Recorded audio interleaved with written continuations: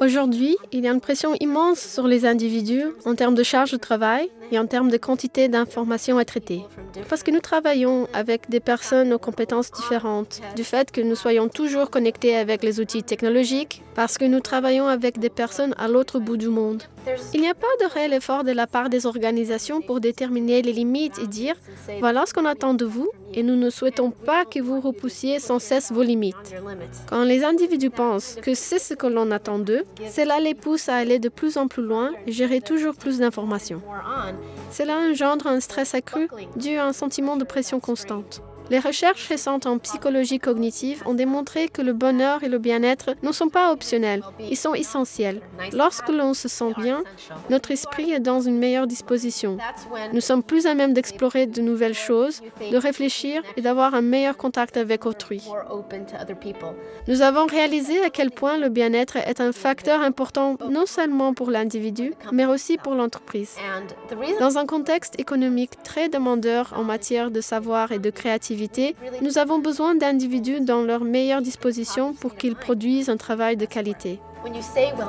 Lorsque l'on évoque le bien-être, certains peuvent penser à un spa, ou aux vacances, ou encore à faire du yoga. Mais ces idées se basent sur l'évasion. On pense souvent que pour se sentir bien, on doit s'évader de la vie de tous les jours, alors qu'en réalité, on peut ressentir le bien-être même sur le lieu de travail. Il est important de se déplacer fréquemment au cours de la journée. Il est important de prendre soin de son corps, de faire attention à ce que l'on mange, ce que l'on fait, la quantité de sport que l'on pratique. Mais c'est d'autant plus important que l'on a tendance à oublier que l'on fait partie de l'architecture.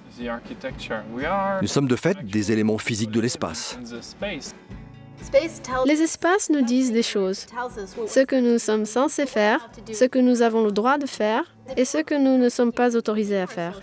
Si vous voulez pousser les gens à adopter un comportement plus sociable et à s'organiser en communauté, vous devez créer des espaces qui disent « ceci est une communauté ». C'est un espace pour que vous puissiez célébrer quelque chose, un espace où vous pouvez partager des informations avec tout le monde. L'espace peut réellement véhiculer un message et promouvoir le bien-être. De toutes les recommandations destinées à améliorer le bien-être, et elles sont nombreuses, nous en avons identifié 6 qui sont indispensables.